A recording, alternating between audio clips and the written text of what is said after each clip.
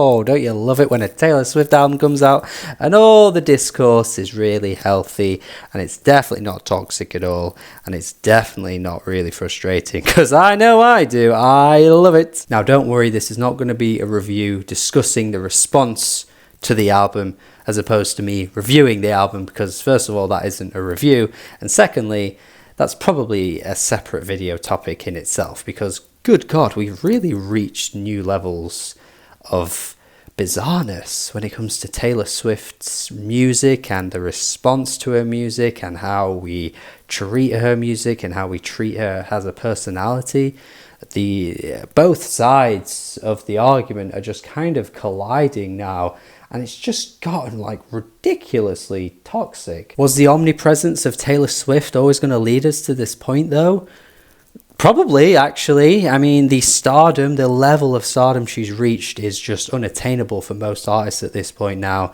You just are not usually seeing this huge amounts of success, huge amounts of just exposure, no matter where you look. You've got Midnights, you've got Taylor's versions coming out left, right and centre. You had a couple of albums before that. You've got the Eras tour, you had the Super Bowl, you had Cruel Summer, which was huge. You've got her winning album of the year at the Grammys. This is all happening in such a small amount of time, and no matter where you're looking, there's a Taylor Swift headline, there's a Taylor Swift song playing, there's some relationship drama making the headlines too. It is just everywhere, and I think we were always going to reach this point where it comes crashing down, an album comes out, and the discourse reaches just insane levels to the point where we've never really seen before. For better or for worse, this is where we've ended up now. And is the album actually even any good? With all of the drama and everything else on top of it, what is the album actually like? Is it even worth your time? Is it an instant classic? Is it a perfect 5-star album on release? Is it the worst thing you've ever friggin' heard?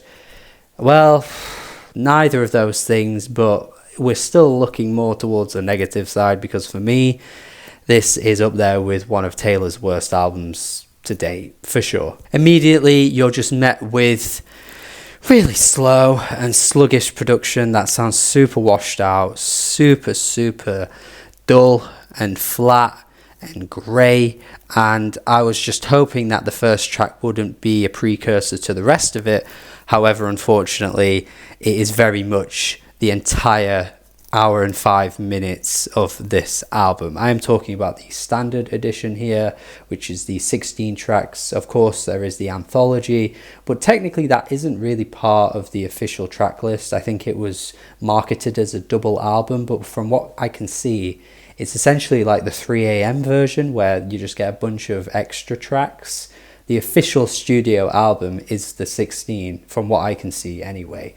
And for an hour and 5 minutes of this type of production and this whispery singing that is really flat and lifeless the whole way through, and I think Taylor is a good singer, by the way, but I don't think she demonstrates her best singing on this album.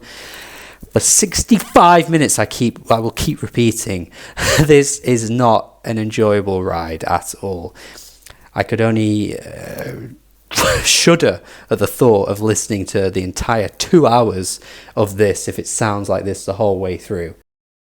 And what do I keep hearing? Well, apparently this one's for the fans, the hardcore stans that care about every detail, all of the lore that's packed into Taylor's journey and Taylor's life, and all of the extra tidbits of drama and the relationship gossip that goes into her albums. All of her other ones apparently were for anybody, but this one specifically is just for the fans. Well, I like Taylor Swift. I've said it before. I like quite a lot of Taylor Swift songs, actually. I've put it on record on this very channel multiple times, in fact. So why can't I enjoy it then? And I don't know why we're using this as a metric. I've never heard this metric being used for really any other mainstream artist, where they drop an album and go, well, this one's not for you, not you. No, this one's for them. It's for everyone else. Like, what artist, mainstream or underground or independent or Middles Here, however you want to qualify it, recently has dropped an album where the response has been, this one is just for the fans. It just sounds a bit wishy-washy to me. It just seems like a way to protect the album from criticism, really, because ultimately this one isn't getting the same amount of praise as some of her most recent ones have.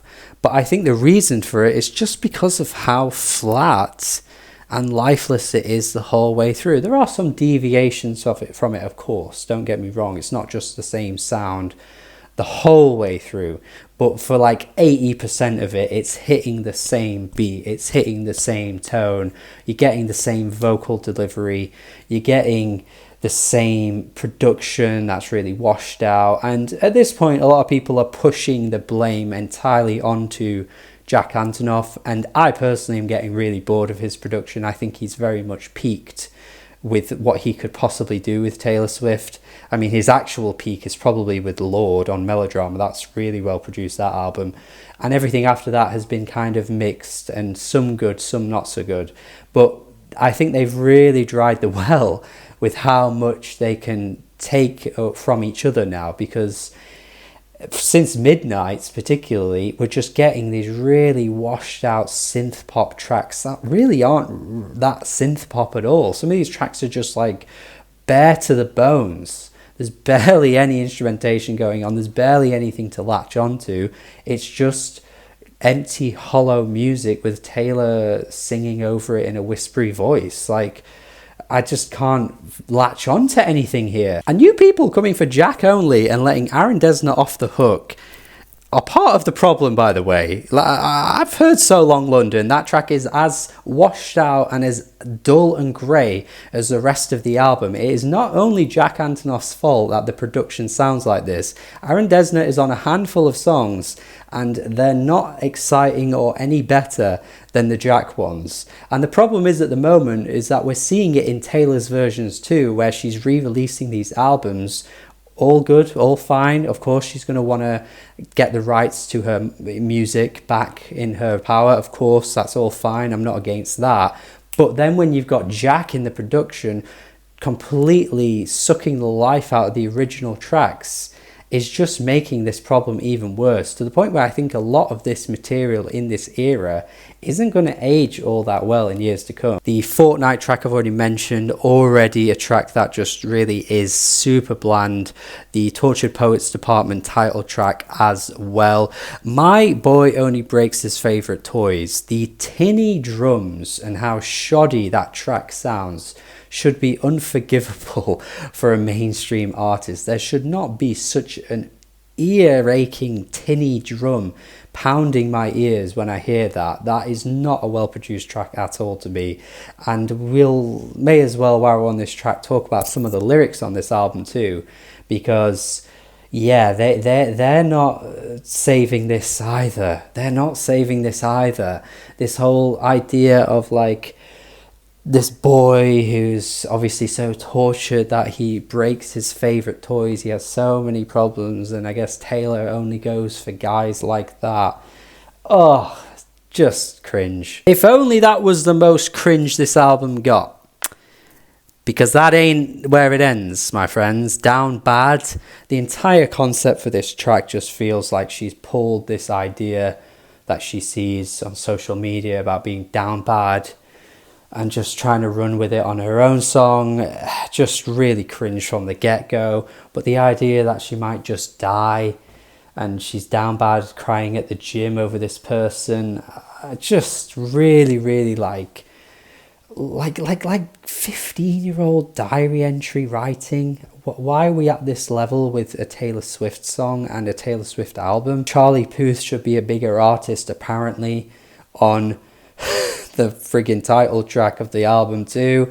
Charlie Puth, of all people, who has billions of streams and is in like the top 100-ish most streamed artists ever of all time, by the way. Like, that's a huge feat to achieve. I don't know how much bigger she wants him to be, but we've had to suffer with songs like Marvin Gaye And I think he got more success than he really deserved. So I think he should be left out of the conversation for when you want to talk about artists who should be bigger. I mean, you're the biggest artist in the world. You could have name dropped anybody on that song and it probably would have boosted their streams tenfold.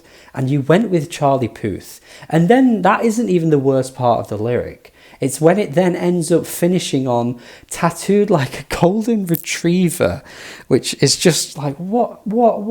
And somehow there are worse offenders throughout the album. I mean, Guilty as Sin, which, by the way, the production on this track is probably the best on the entire album and easily the most musically enjoyable. I just think the production is just more lively. The drums sound much better too. They don't sound frigging tinny like they did on that other song. But still, there's some pretty weak lines that pop up here as well, where she says, what if he's written mine on my upper thigh, only in my mind? Like, again, just this really like 14, 15-year-old girl writing in her diary, talking about boys. And we're getting it on one of the biggest albums of the year. That's probably going to be a front runner to win a Grammy. Like, this kind of writing is not the kind of writing we should be getting on an artist who is put on a pedestal, by the way. She's considered one of the best songwriters of our generation, and these are the lyrics we're getting. That's making it worse because we're constantly getting told that she's this incredible writer, and I've always thought she was a decent writer too. I like her, I've said this, but putting her at that level just is unattainable, and she just is never going to reach it when she's more like down here, really. And that's still good. That's still a good bar to be at. Being a good writer, which she is fine. Just don't call her anything more than that when she isn't. When she's writing on tracks like But Daddy, I Love Him, about how she's pretending to be pregnant to see everybody's faces. And it's just like, no. And don't hit me in the comments with, but it's camp, it's silly, it's quirky, you just don't get it. No! Hold your favourite artists to higher standards. You can start today if you weren't doing it yesterday. Start today. If I heard one of my favourite artists dropping lines like that on one of my favourite albums, I'd be there telling them to stop. Kate Bush, for example, she's up there with one of my favourites of all time. I wouldn't gas it up if she said it. It would be crap if she said it too. Who's Afraid of Little Old Me, which is the track that's shooting down on the fans or the naysayers or the media, or all three of them combined, among many other people who dare to question her relationship with Matty Healy. How dare you question it and say things about that? Who, by the way, is getting a lot of attention on this album. There is a lot of tracks that are directing her attention towards Matty Healy, which I, for one, find bizarre because her breakup with Joe wasn't that long ago, and that lasted for years. But the album is directing more of its frustration and its emotions towards Matty Healy, which was like a short stint in 2023. Maybe that's an entire separate conversation that we probably shouldn't be getting into, but I, for one, find that very bizarre. I don't get that at all. But this track is lecturing you, lecturing you. I'm going to tell you off for daring to question my relationship with him, and you don't know what it's like to be me. You can't tell me about sad and the circus and the gallows and living in an asylum and all this, that and the other, and it's just all a bit much, really, and written in such a, like a, again, sort of like school-like way, when Taylor should be way beyond that at this point, writing these kinds of lyrics. God, we need to bring back Fiona Apple, please. Listen to a song like Fetch the Bolt Cutters and hear the stark difference of how she writes that track and what it feels to be trapped, to be isolated, to be alone. And then listen to this song and the difference in how they're written. I'm sorry, man, but it's just really a huge difference. A couple of issues I do have with this as well, though, are the fact that when she tries to be confrontational and she tries to be a bit more menacing, it doesn't really work. I think this happened during the Reputation era. She tried to be a bit more badass, you can't mess with me type attitude. And again on this track where she kind of does those vocal inflections that make it feel like you're supposed to be a little scared. I don't really think she can pull it off. But the other issue I think I have here as well is just how little insight we really get. Because if you weren't paying attention, and I'm ashamed for even having understood and paid attention to what this song's about, to be honest with you, because I don't really care about like gossip magazines and that kind of tabloid drama stuff. I hate that kind of stuff. But if you weren't paying attention to that, like me, you're a better person than me for not doing that as well. Like, how would you even know what this song's about? Like, what reference do you have here to what's going on? Like, I don't know. She doesn't really give any insight to why her mental health, like, why are you from the asylum? Why is it so hard to be you? Why is being Taylor Swift so difficult that the public don't get? What are we not getting? Because you're not telling us, or you're not explaining to us what we're not getting. What are we missing? And I think that would be really interesting to hear Taylor's perspective on that, and to give us an album outlining the mental struggles and the feeling of being trapped and the feeling of coming from an asylum. That would have been a better album. But instead, we're getting more like relationship drama stuff like we get on every Taylor album. I Can Fix Him, No I Really Can, is a track on this album. Yes, that's what it's called. Is again about a boy and drama and how she's falling for this naughty, dangerous man who's so naughty, naughty, naughty. And it's like Matty Healy. And it's like, who's buying that? I mean, he's just annoying. Like, is he dangerous, really? I don't know. I don't care. Why is this album about this? Why are we having songs about this? I don't care. Trying to sing the song in such like a badass, sultry way as well. Like, it's so awkward. She's not selling it at all. And again, who really cares about this? And who will in 5 to 10 years? I don't think she's thinking about the future. She's thinking about the now. So she's writing songs about things that are happening like in the now, just to add to the brand of Taylor Swift. Because honestly, I do think a lot of these songs are written with the thought in mind that this is my branding. This is what people know me for. This is what people want to hear. They want to hear the lore. They want to hear the extra additional parts to the Taylor Swift story. But in 5 to 10 years, who's going to remember that she was with Matty Healy for like a month? And who's going to care about these songs? She's not really thinking about the future, the timelessness of these songs. They're just very flat and in the moment and uninteresting, unless you're really hardcore into her story, which most people really aren't, apart from her hardcore fans. Yeah, I'm just not with it. I'm not with it. She can write better than this. She can sing better than this.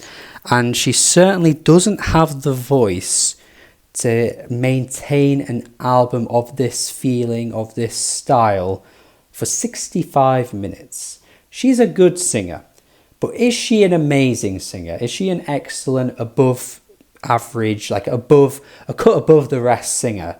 No, she isn't on that level. Like a Wise Blood or a Julia Holter have the voice to sell this type of slow moving, kind of like emotional, like hollow feel album. They are the types of singers, and people will probably go, no one's heard of those. Well, it's not about what you've heard of. It's about finding music that can stand the test of time, and this just doesn't have that feeling to me at all. Even Florida with Florence and the Machine, the energy shift when Florence comes through is stark, and even she's holding back on that track. She can sing way better than that, but immediately there's a tone shift, and you can feel the difference when she comes on the track. I just don't know if Taylor quite has that prowess, that presence to sell these songs, and the production isn't helping her either, because Jack Antonoff certainly doesn't have the sauce to make these songs any more exciting than they are. There needs to be more going on here, because it is too flat and it's too grey for too long. On top of that, you've got poorly written lyrics with cringe song concepts as well. and even more songs on another Taylor Swift album about another boy who's done her wrong. It is not getting any more original than it ever could do this many albums in. It's one of Taylor Swift's worst albums, I'm afraid, guys. It's a 4 out of 10 from me, I'm afraid. Really not feeling this one. It's a shame because I think the last couple of albums from Taylor haven't really shone her in the best light. I think she's much better than she's showing us quality-wise with these albums recently. It's just all a bit much in a short period of time. It's all a bit too much in a short period of time. And I think it's just best maybe to take a break. The creativity's drying up now. The production's getting stale. It's just take a break. Take a break. Work with some different producers later on down the line. Experience some different things. Write about some new things. I'm just not sure what new ideas we're getting from Taylor now. At this stage in her life, what is this album giving us that we hadn't got before? And musically, is it anything better than we've got before? I don't think so. So that's my thoughts on this album. Let me know your thoughts in the comments. So this is a really long review. I apologise for that, but there was a lot to say. Let me know what you think. Subscribe. Check out my Patreon as well. Support me over on there. That would be amazing. Watch some more videos from me as well. That would be great. Have a good day. Yes. Nothing else to say. Goodbye.